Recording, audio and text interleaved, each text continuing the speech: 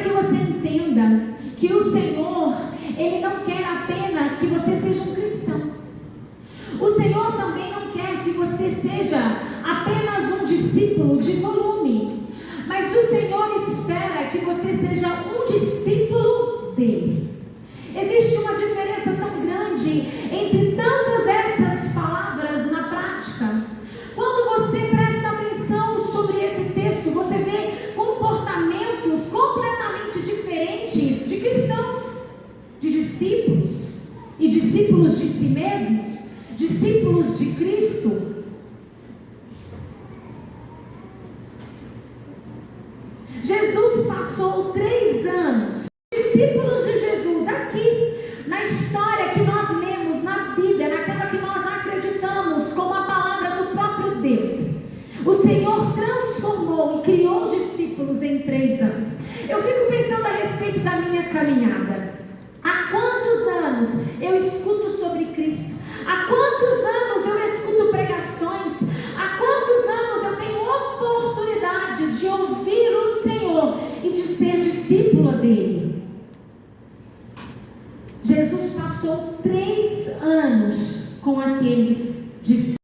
Sobre o que eu li e converso com vocês até aqui, a gente consegue perceber que esses discípulos aqui de Atos 6, eles não parecem muito aqueles discípulos de quando andavam com Jesus. Esses discípulos aqui, sim, parecem cheios de autoridade, curando, fazendo milagres. Mas se você recordar comigo, aqueles discípulos, às vezes ali, andando com Jesus, eram discípulos, às vezes, sonolentos, eram discípulos, às vezes, incrédulos, eram discípulos que transformam esses discípulos, que talvez, sim, caminhavam com Jesus, chamados discípulos, mas talvez discípulos não tão de Cristo, como esses discípulos que a gente vê aqui em Atos, capítulo 6 e 7, discípulos posicionados, discípulos convictos.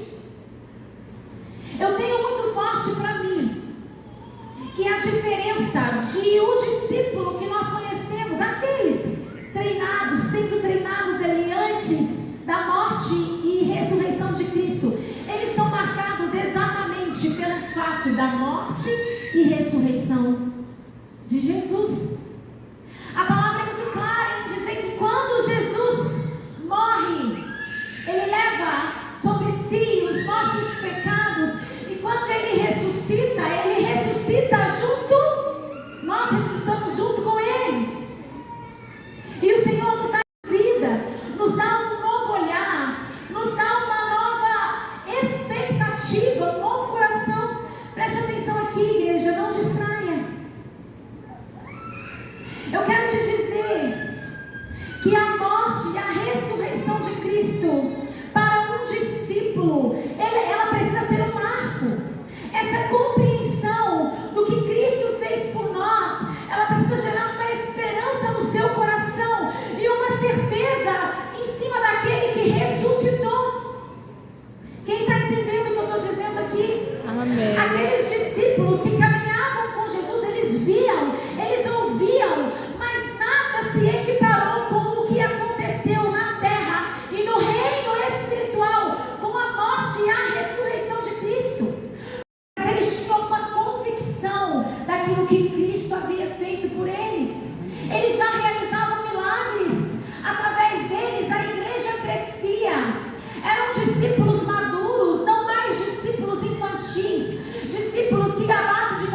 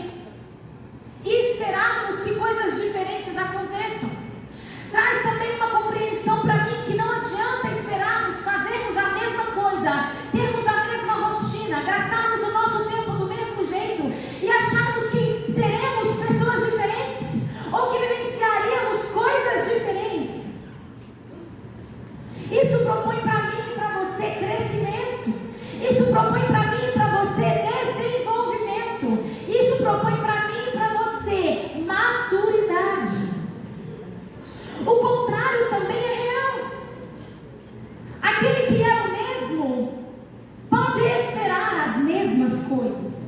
Aquele que não muda a mentalidade pode esperar a mesma cultura e comportamento. Aquele que não muda a rotina, ou o que faz, o que escuta, o que vê, pode esperar as mesmas coisas. Mas a palavra de Deus diz ali em 1 Coríntios 13 sobre algo que Deus tem para mim e para você, um novo nível, um novo momento, um novo desfrute, porque aqueles que como meninos, comem como meninos, vestem como meninos, andam como meninos, mas aqueles que crescem, andam como os que crescem, vestem como os que crescem, pensam como os que crescem na fé, ou tem feito você um discípulo de si mesmo, infantilizado na fé e ao seu redor. E o primeiro ponto que eu quero trazer aqui para vocês, ele está ali no capítulo 6, bem no início, no versículo 1. De mim mesmo, ou eu sou um discípulo desse mundo, porque discípulo que é discípulo, ele não traz contendas, ele aponta soluções. Foi o que aconteceu aqui no texto, você lembra? Acabei de ler com você. Diz que aqueles discípulos, os de fala grega, aí já separa os de fala hebraica, porque discípulo que não é discípulo de Cristo, ele separa. Discípulo que não é discípulo de Cristo, divide. Discípulo que não é discípulo de Cristo, não pensa como uma só carne, uma só família, uma só igreja. Mas às vezes Deus te disse algo também há 10 anos atrás e você já viveu, mas o Senhor está falando assim: agora eu tenho algo novo, agora sai daí e vai para aquele lugar de lá.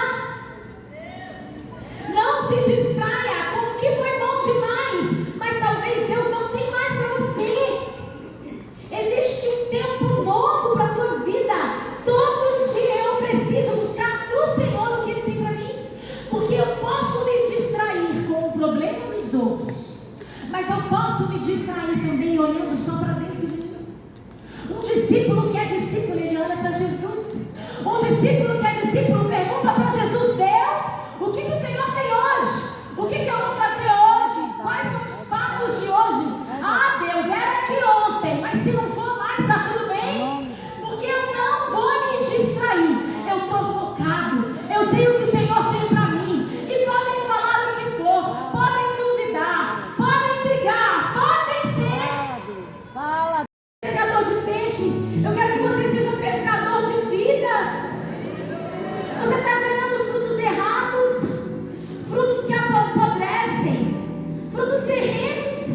Deus quer que você gere frutos espirituais, aqueles que praga, nem ferrugem corroem, mas frutos eternos. Deus quer gerar em você frutos eternos. Não olhe somente para os frutos naturais. Em nome de Jesus.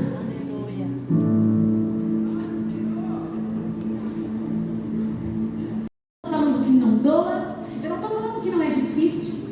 A palavra de Deus fala sobre o choro, sobre o consolo, sobre o tempo. Mas a palavra de Deus também fala tantas vezes sobre em quem a tua fé e segurança está.